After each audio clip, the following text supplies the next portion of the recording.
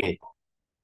Jadi seperti yang sudah disampaikan Hana tadi, ini merupakan diskusi lanjutan seri kedua dari pertemuan sebelumnya. Jadi pertemuan sebelumnya kita sudah membahas tentang eh, prinsip dasar dari melihat bagaimana penulis akademik itu adalah sebuah percakapan. Nah, struktur percakapan itu secara sederhana yaitu they say, I say. Jadi apa yang mereka katakan, lalu apa yang mau saya katakan. Suppose obedience, but willing to. Nah, di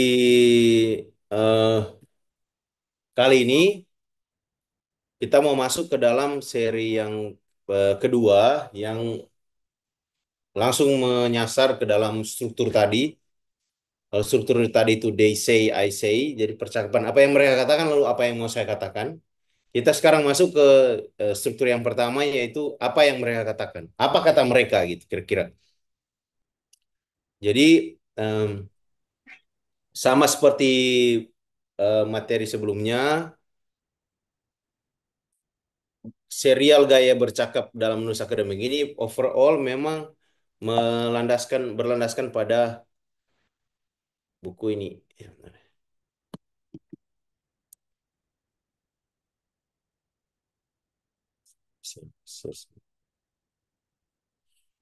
Sorry. Oke, saya rupanya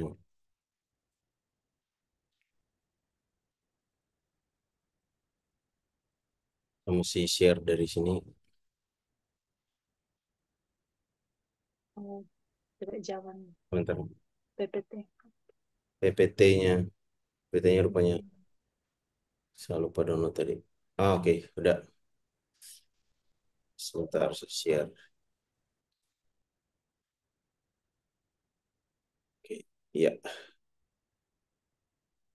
Ya, jadi sama seperti materi sebelumnya, materi hari ini juga masih merupakan materi yang saya ambil dari buku ini, They Say, I Say.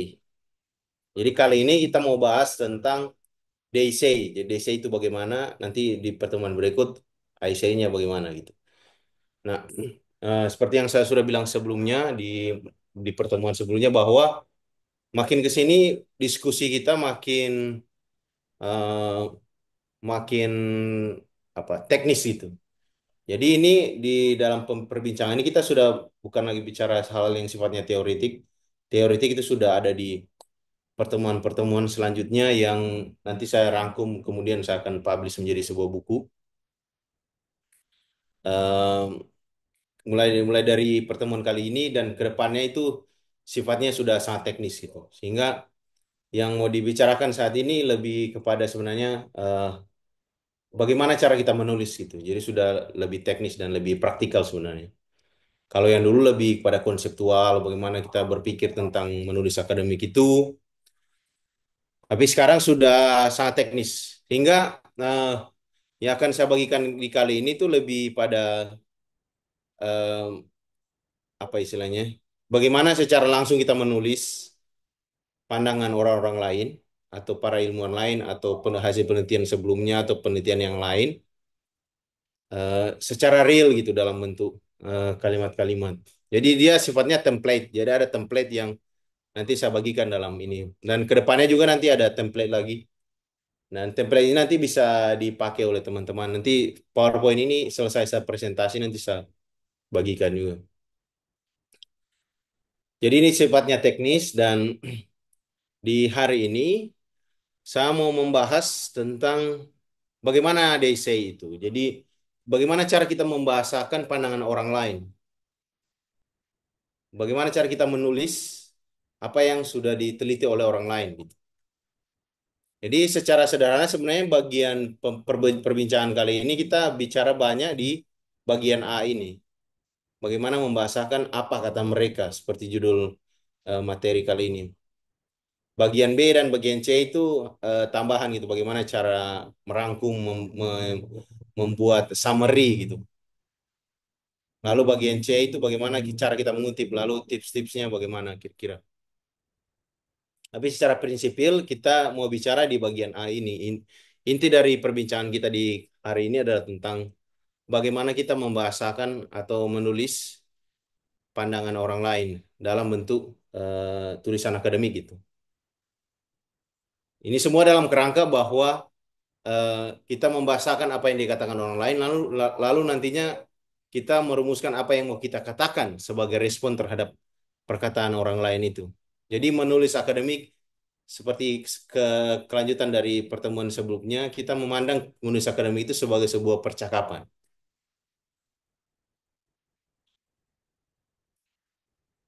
Nah, di untuk memulai diskusi mengenai apa itu DSA, bagaimana kita membahasakan apa yang mereka yang orang lain sudah katakan gitu. Jadi DSA itu merujuk pada pendekatan di mana kita memulai sebuah argumen dengan merujuk pada pendapat, kritik atau pernyataan yang sudah ada dari pihak lain terkait topik yang kita bahas. Contohnya misalnya kita menyebutkan pendapat para ahli, kutipan dari literatur, atau pernyataan umum yang sudah banyak diketahui masyarakat. Mengapa pendekatan ini penting?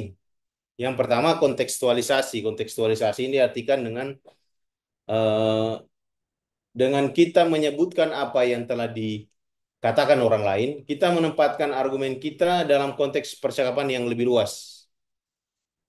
Hal ini membantu audiens memahami latar belakang dan mengapa topik tersebut penting. Saya kira ini bukan hanya soal mengapa topik itu penting, tapi lebih mendalam lagi, kenapa argumen atau pandangan atau eh, hasil temuan atau ide yang mau kita curahkan dalam tulisan akademik kita itu penting gitu. Nah, saya ada di tahap ini dan saya agak heran juga kalau ketika di ujung-ujung penulisan karya akademik yang berskala besar seperti disertasi doktoral itu lalu ujungnya mempertanyakan ini. Bagaimana cara kita menempatkan argumen kita ke dalam percakapan yang lebih luas terkait dengan bidang kita itu. Nah, kedua, kredibilitas. Jadi, ketika kita mampu untuk membahasakan apa yang sudah dikatakan orang lain, kita menunjukkan bahwa kita mengetahui diskursus yang ada di bidang tersebut. Dan dengan demikian itu dapat meningkatkan kepercayaan audiens terhadap argumen kita. Kita seolah-olah mengatakan, saya tahu loh apa yang telah diperdebatkan atau sementara diperdebatkan dan saya siap memberikan sudut pandang baru. Nah, ini penting sekali. Kalau kita mampu untuk menyebutkan atau kita membahasakan pandangan orang lain sebagai bagian dari ide kita, maka kita membangun kredibilitas bahwa apa yang kita tulis ini betul-betul dipercaya karena kita mengerti apa yang sementara diperbincangkan. Nah, pendekatan DCI ini, pendekatan dengan membahasakan apa kata orang lain, apa kata mereka, itu memungkinkan kita untuk mengaitkan pendapat pribadi dengan perdebatan yang sudah berlangsung. Sehingga argumen yang disusun terasa lebih logis dan terstruktur. Jadi, misalnya satu cerita, contoh anekdot gitu, tentang seorang pembicara di konferensi yang menghabiskan waktu lama mengutip karya Dr. X tanpa menyebutkan kritik-kritik yang ada. Jadi dia cuma bicara pandangan orang ini, orang ini, orang ini, lalu dia tidak menyebutkan kritik terhadap pandangan orang-orang itu apa. Nah, meskipun argumennya benar dan mendalam, audiens merasa bingung. Jadi kita seharusnya bingung ketika orang hanya mengutip, mengutip, mengutip, mengutip, karena tidak ada penjelasan mengenai latar belakang kontroversi atau kritik yang memotivasi perdebatan tersebut. Ini mengilustrasikan betapa pentingnya menyampaikan DC sejak awal agar argumen kita mudah diikuti. Jadi perlu penjelasan konteks gitu. Konteks perdebatan yang mau kita masuk sebenarnya bagaimana? Sebelum kita bicara banyak tentang hal-hal lain.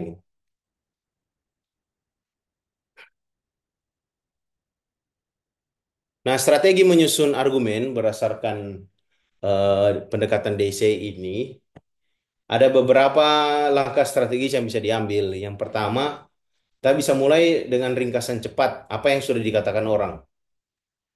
Sebisa mungkin segera paparkan apa yang telah dikatakan pihak lain tentang topik yang Anda bahas. Ringkasan ini harus singkat namun jelas, memberikan gambaran umum kepada audiens. Lalu yang kedua, gabungkan dengan argumen sendiri. Setelah menyajikan ringkasan DCI, segera sampaikan pendapat atau respon pribadi Anda. Jelaskan bahwa pendapat Anda merupakan tanggapan terhadap pandangan yang telah ada tersebut. Lalu yang ketiga, kembangkan dengan detail secara bertahap. Bagian inti dari argumen dapat dikembangkan dengan detail dan penjelasan lebih mendalam. Namun penting untuk terus merujuk kembali pada DC untuk menjaga konsistensi dan memastikan bahwa audiens tetap mengikuti alur pemikiran Anda. Nah, ini ada satu diagram yang bisa diikuti. Jadi menulis itu kita selalu upayakan apa yang sudah dikatakan orang, lalu respon kita terhadap orang lain itu. Apapun ide yang kita miliki, usahakan ide itu selalu diletakkan sebagai sebuah respon terhadap perkataan orang lain. Baru kita jelaskan dengan detail apa yang menjadi respon kita terhadap orang lain itu. Jadi diagram di sini, jadi kalau eh, mengikuti alur berpikir ini, setiap bagian dalam argumen harus terstruktur dengan baik. Diagram sederhana ini menggambarkan bahwa pertama-tama kita memberikan gambaran konteks, yaitu they say, what they say itu. Kemudian menempatkan pendapat kita dalam kerangka itu. Dan akhirnya memberikan elaborasi atau rincian lebih lanjut. Strategi ini membantu agar argumen tetap logis dan mudah dipahami oleh audiens.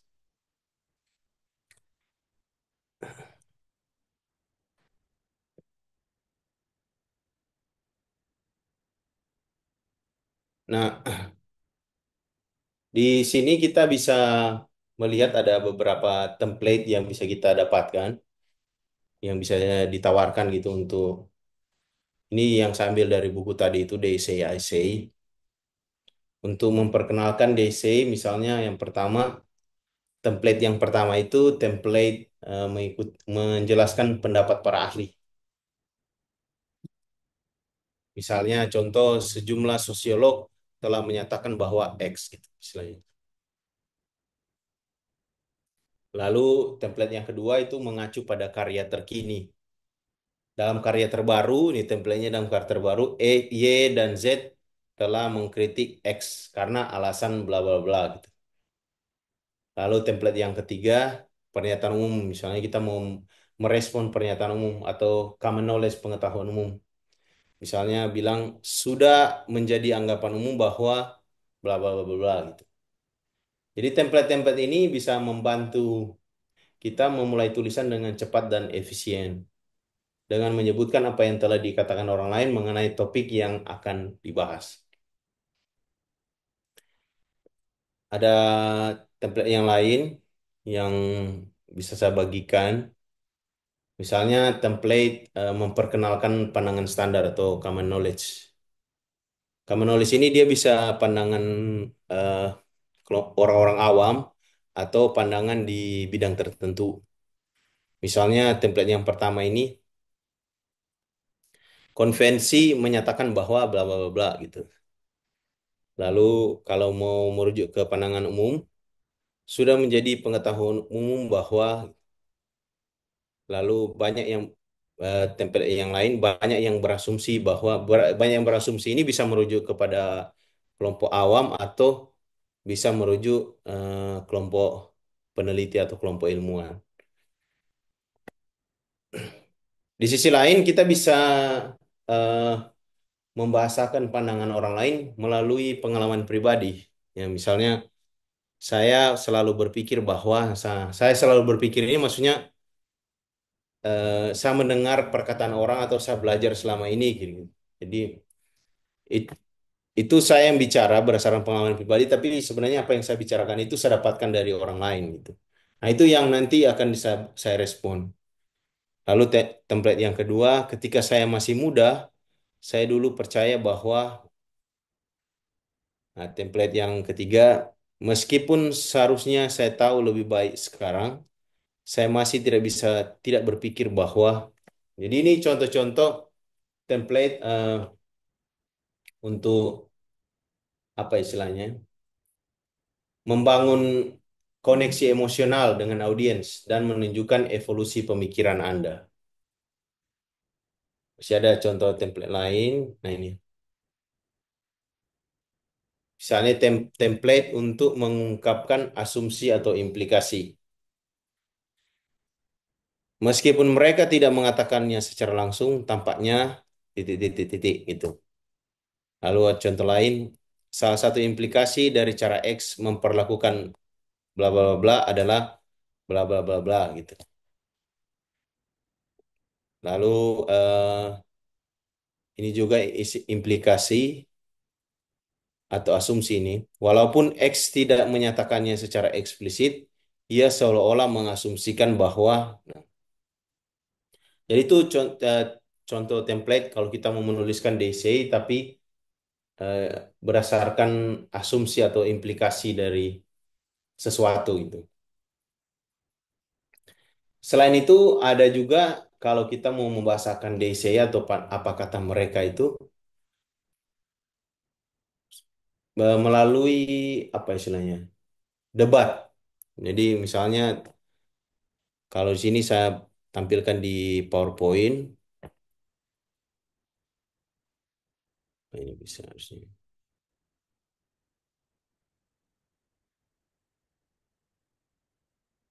Oke. Jadi misalnya bisa internet.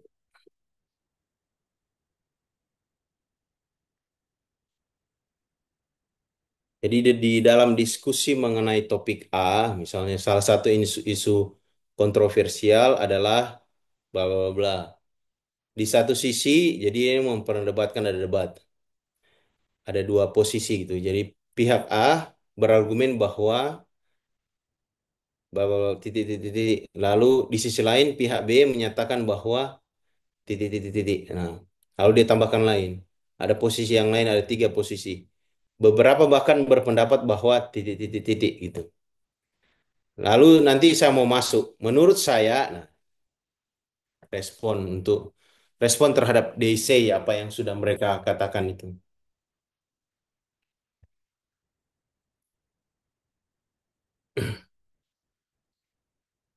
Nah, eh, penting untuk menjaga konsistensi mengenai they say apa yang sudah dikatakan orang lain supaya em, pembaca tetap mengerti sebenarnya kita menulis ini untuk merespon apa. Beberapa tips gitu untuk menjaga konsistensi itu, misalnya yang pertama pentingnya return sentences, gitu. Jadi selalu sisipkan kalimat pengingat atau return sentences yang merujuk kembali pada ringkasan DC yang telah Anda sampaikan di awal. Misalnya dalam kesimpulan seperti yang telah saya sebutkan sebelumnya gitu. Jadi selalu merujuk kira-kira apa yang saya tulis ini, apa yang saya respon ini, apa yang saya argumentasikan ini sebenarnya merespon ke apa gitu. Untuk merespon apa. Selalu ada return sentences, ada kalimat pengingat bahwa saya merujuk ini, saya mengcounter ini misalnya. Jadi written sentences membantu menjaga agar audiens tetap ingat apa yang menjadi dasar argumen kita. Teknik ini membuat argumen menjadi lebih kohesif dan mudah diikuti, terutama ketika tulisan atau presentasi kita cukup panjang dan kompleks. Saat menyusun argumen yang panjang, sangat mungkin audiens akan kehilangan jejak atas apa yang telah dikatakan di awal. Dengan menyisipkan kalimat pengingat, Anda memastikan bahwa setiap bagian argumen tetap terhubung dengan konteks awal, sehingga keseluruhan argumen menjadi lebih jelas dan terstruktur. Itu saya kira apa sebenarnya presentasi inti di kali ini mau bilang bagaimana bagaimana cara supaya kita bisa apa ya membuka pintu bagi audiens supaya mengerti sebenarnya kita menulis ini untuk apa gitu. Menulis akademik untuk apa? Nah, seperti yang sudah saya sampaikan dalam pertemuan sebelumnya, kita menulis akademik sebagai sebuah percakapan. Jadi kita merespon apa yang sudah dikatakan orang lain, merespon they say, what they say.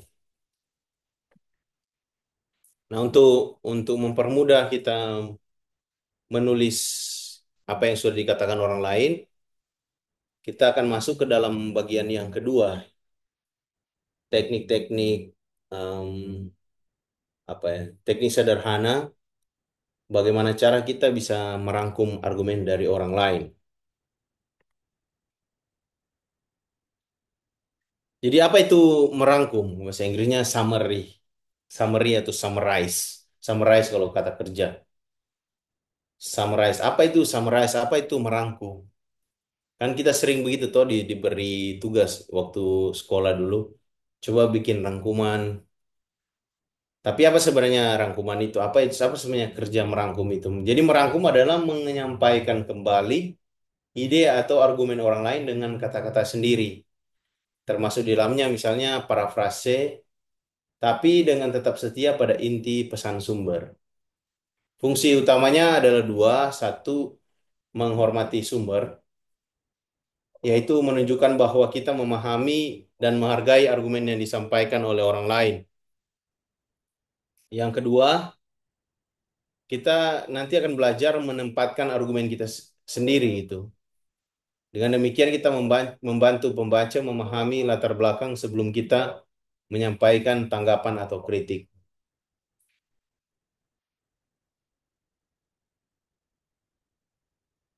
Nah, merangkum di sini itu bisa membantu kita menjaga keseimbangan dalam tanda kutip mereka dan saya. Maksudnya apa yang dikatakan orang lain dan apa yang mau saya katakan. Di sini ada dua perhatian. Jadi pertama kita eh, memperlihatkan keluar. Jadi perhatian yang keluar, kita bisa memahami apa yang sebenarnya dikatakan oleh penulis sumber. Jadi apa yang kita kutip, apa yang kita rangkum. Tapi di sisi lain kita menonjolkan aspek yang relevan dengan agenda kita. Jadi kita ketika merangkum pandang orang lain dalam menulis akademik, kita bukan hanya sekedar mengulang apa yang sudah mereka katakan, tapi di saat yang bersamaan apa yang dikatakan mereka itu kemudian relevan dengan agenda kita. Jadi dua dua arah ini yang perlu diperhatikan, keluar dan ke dalam. Keluar kita betul-betul memahami apa yang mau dikatakan sumber yang kita rangkum. Ke dalam artinya kita mengerti bahwa bagian mana saja yang relevan eh, dari sumber-sumber yang kita kutip ini. Jadi menyusun ringkasan itu perlu setia terhadap sumber, tapi di saat yang bersamaan perlu menyoroti poin yang dalam hal ini misalnya mendukung klaim kita, agar tidak terjebak dalam list summary yang monoton dan kehilangan arah. Jadi kadang ketika kita merangkum pandangan orang, kita menulis, kita cuma kayak bicara-bicara, tidak terlalu jelas juga sebenarnya kita mengutip mereka itu apa tujuannya gitu. Nah, bisa kita mengutip mereka untuk misalnya mendukung pandangan kita atau mengutip orang lain untuk kita counter gitu. Intinya perlu jelas ketika kita merangkum pandangan orang lain, yang sampai dia menjadi list summary hanya sekedar daftar-daftar kita bicara-bicara, tapi eh,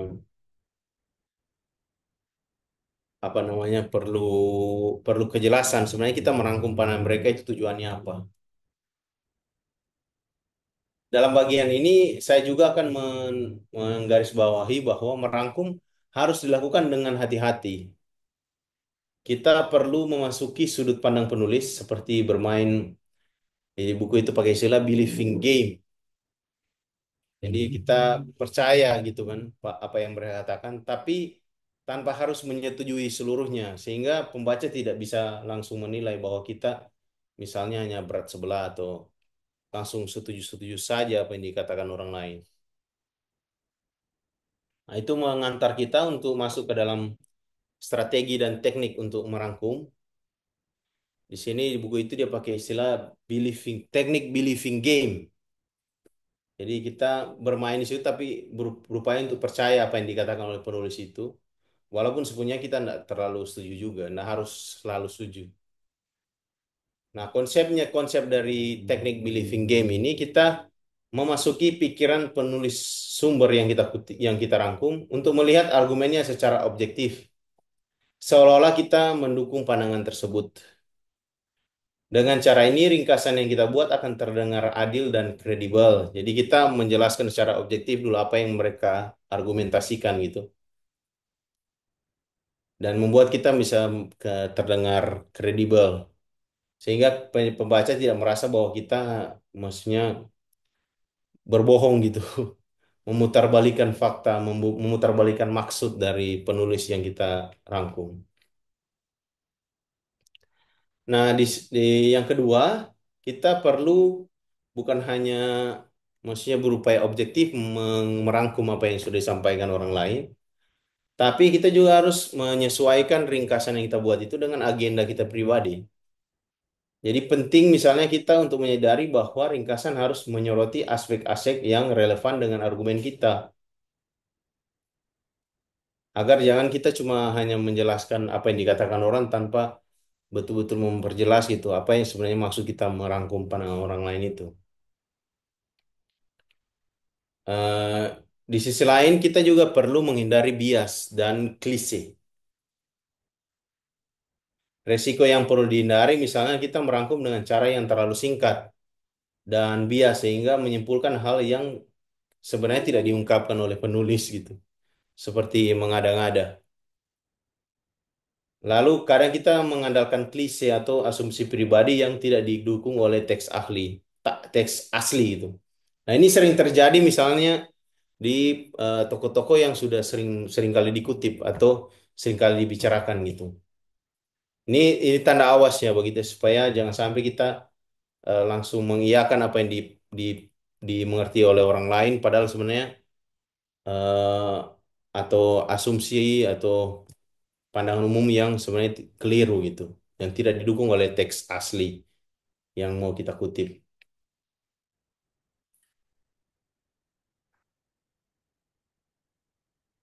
Nah, hal ini misalnya penting bahwa supaya kita eh, berhasil dalam merangkum. Keberhasilan merangkum itu bergantung pada kemampuan kita menghindari prasangka dan kesalahan interpretasi.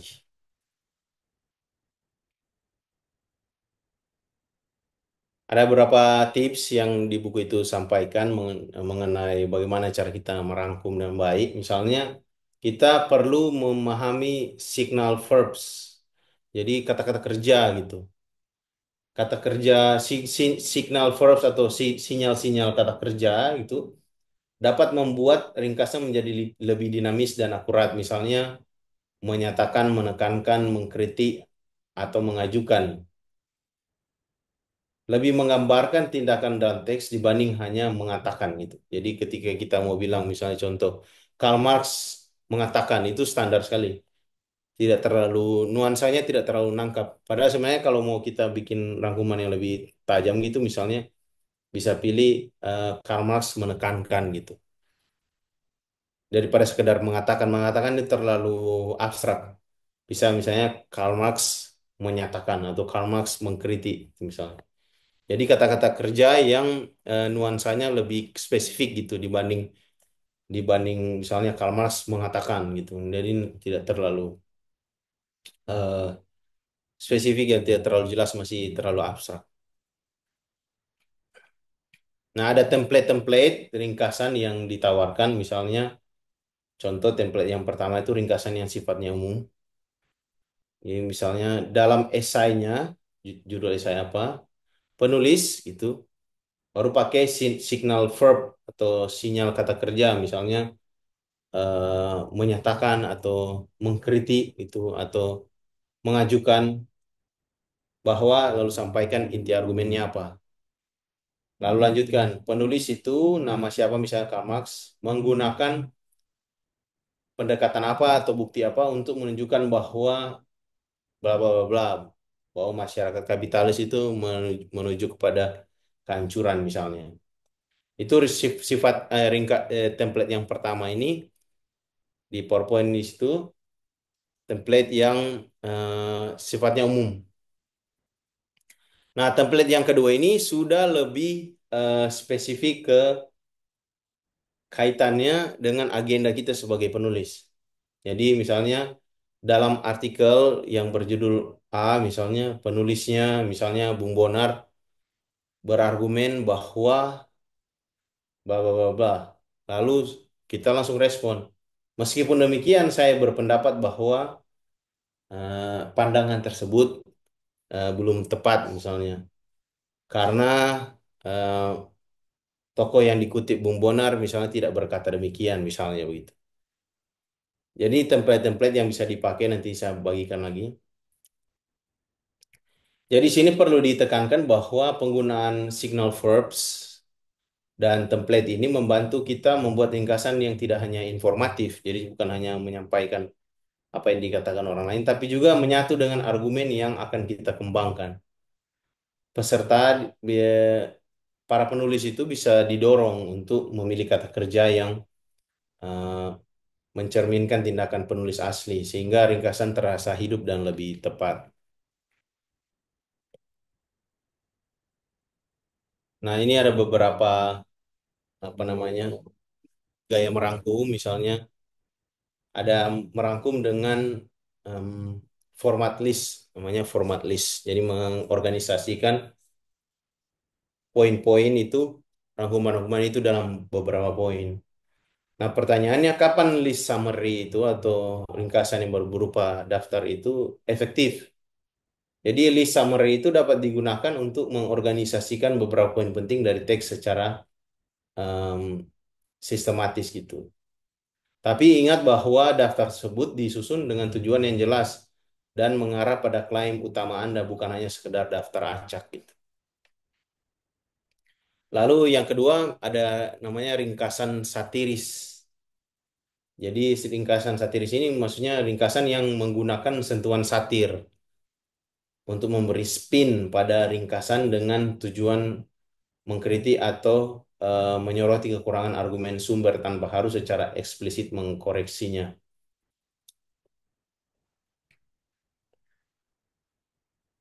Jadi perlu ditekankan bahwa meskipun ringkasan harusnya adil, tapi dalam konteks tertentu seperti misalnya satir tadi itu, penulis bisa dengan cerdik mengungkapkan kontradiksi dalam argumen serta argumen dengan cara menggelitik namun tetap tepat sasaran.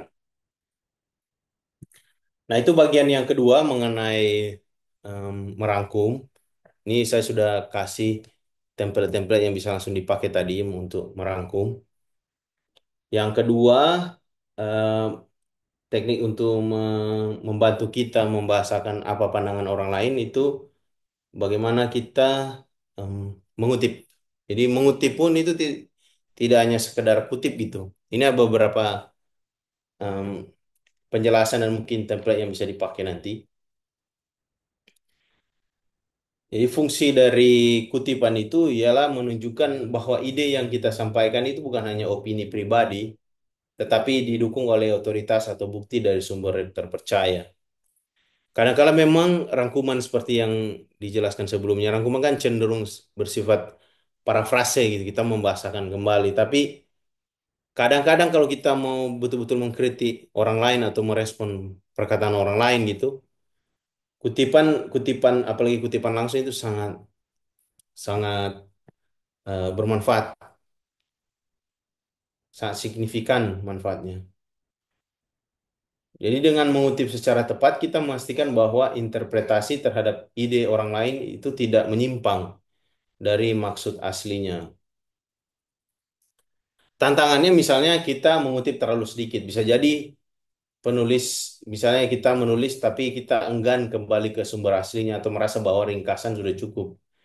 Nah, hal ini agak beresiko menurunkan kredibilitas. Jangan-jangan tidak terlalu benar apa yang kita kutip. Di sisi lain kita juga bisa misalnya mengutipnya terlalu banyak. Jadi kita bayangkan saya tulis satu tulisan tapi kutipannya terlalu banyak gitu. Jadi apalagi kalau kutipan-kutipan itu tanpa ada komentar, suara atau pendapat pribadi. Malah pada akhirnya kita sebagai penulis pandangan kita itu kayak hilang gitu, tersisih. Di sisi lain ada juga kita kadang berpikir asumsi itu kalau kita sudah kutip dia bisa menjelaskan, padahal enggak juga. Harusnya setiap kali kita mengutip, kita menjelaskan gitu. Apa sebenarnya maksudnya dari kutipan itu? Terutama dalam konteks perbincangan yang sementara kita lakukan dalam tulisan kita.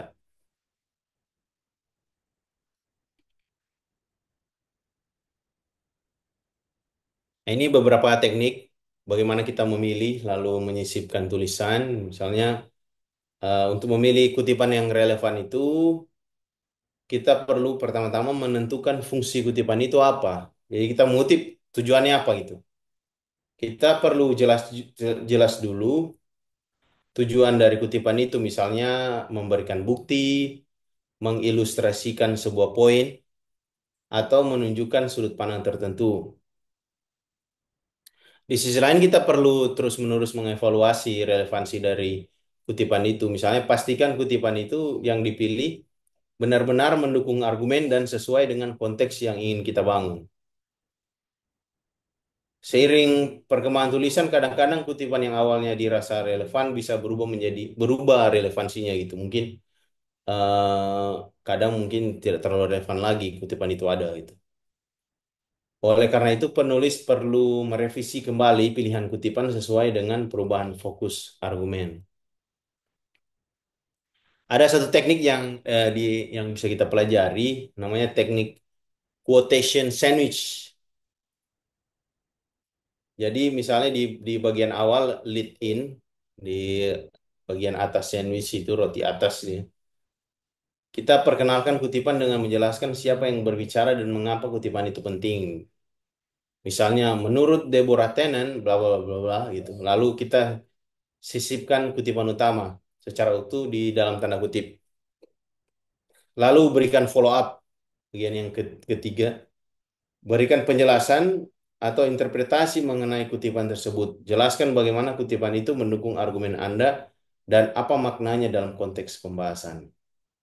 Jadi teknik ini membantu kita mengintegrasikan kutipan ke dalam teks dengan cara yang lebih alami dan meaningful. Dengan memberikan penjelasan baik sebelum maupun sesudah kutipan, pembaca tidak akan merasa kutipan itu mengambang atau hanya sekedar ditempel gitu, tanpa ada konteks yang jelas. Nah, ini bisa sama seperti rangkuman tadi, kita bisa melihat ada signal verbs yang penting untuk kita pakai dalam kutipan. Jadi sama seperti tadi kita pakai kata-kata kerja yang memang betul-betul nuansa maknanya itu jelas gitu. Misalnya jangan cuma misalnya Karl Barth mengatakan gitu. Tapi harusnya Karl Barth menekankan atau Karl Barth mengkritik gitu. Jadi kata-kata kerja yang memang betul-betul lebih spesifik mau bilang nuansa kutipan itu bagaimana gitu.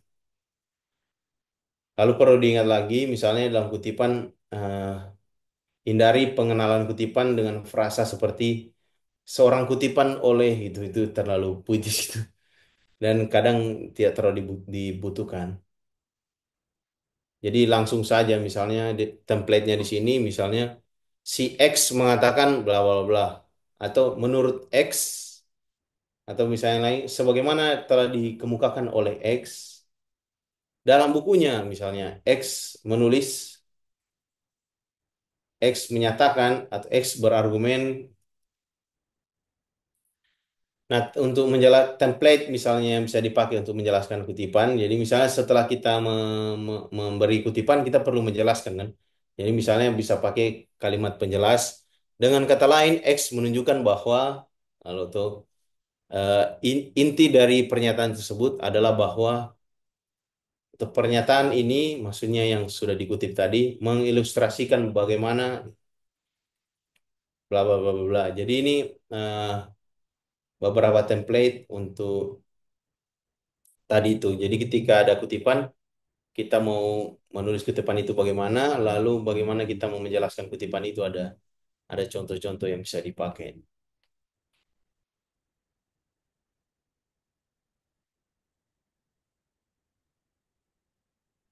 Nah, di sisi lain kita perlu misalnya bukan hanya membahasakan apa kata orang, tapi kita juga bisa em, kita perlu menggabungkan kutipan itu dengan pendapat kita sendiri. Nah, dalam hal ini misalnya ada beberapa hal yang perlu diperhatikan. Pertama, integrasi atau penggabungan itu perlu seimbang. Jangan biarkan kutipan itu berdiri sendiri. Setelah kutipan, berikan interpretasi dan penjelasan yang menunjukkan bagaimana kutipan tersebut mendukung argumen Anda. Jadi semua kutipan itu harus selalu ada penjelasannya, harus ada interpretasinya. Bagaimana kutipan itu bermanfaat untuk argumen yang sementara kita bangun. Ada juga namanya teknik blending. Teknik blending ini adalah tentang misalnya menciptakan hybrid atau pencampuran antara suara penulis asli dan suara penulis kita, suara kita gitu sebagai penulis, penulis artikel atau penulis yang sementara menulis itu. Sehingga kutipan tidak hanya dipakai sebagai bukti tapi juga sebagai bagian integral dari alur argumen. Nah, ini ada satu contoh, misalnya jika kita mengutip Deborah Tennant misalnya mengenai budaya akademik yang terlalu kompetitif atau bersaing, kita dapat menulis misalnya Deborah Tennant, seorang profesor linguistik terkemuka, mengeluhkan bahwa, dalam tanda kutip, kita semua terdorong oleh asumsi ideologis bahwa penyelidikan intelektual adalah pertempuran metaforis, tutup kurung itu. Nah, itu tanda kutip. Baru ini komentarnya, komentar kita. Dengan demikian, Tennant mengkritik cara akademisi cenderung berfokus pada perdebatan daripada mencari konsensus, suatu hal yang juga saya anggap merugikan dalam konteks diskusi ilmiah modern.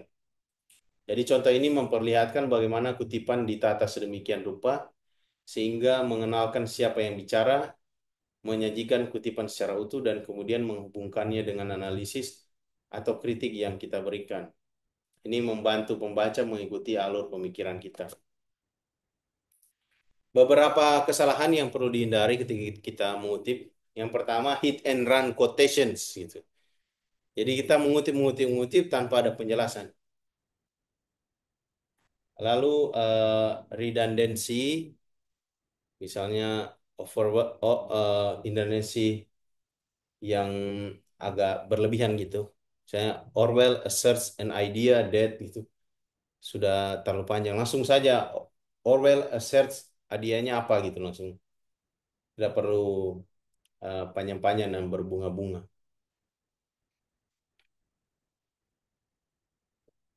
Nah, ini kesimpulan dari teknik DSI ketika kita menulis akademik sebagai sebuah percakapan. Jadi kita eh, pertama-tama mengaitkan argumen yang kita tulis itu dengan percakapan yang lebih luas. Memulai dengan menyebut pendapat, kritik, atau pernyataan yang sudah ada. Manfaat utamanya yaitu menempatkan argumen kita kita mengkontekstualisasikan, menempatkan argumen kita dalam diskursus yang lebih besar. Lalu meningkatkan kredibilitas, menunjukkan bahwa pemahaman kita itu kita betul-betul mengerti tentang topik yang sementara kita tulis, lalu menghubungkan ide kita dengan perdebatan yang ada. Kalau dosen pembimbing saya bilang, put yourself on the map gitu.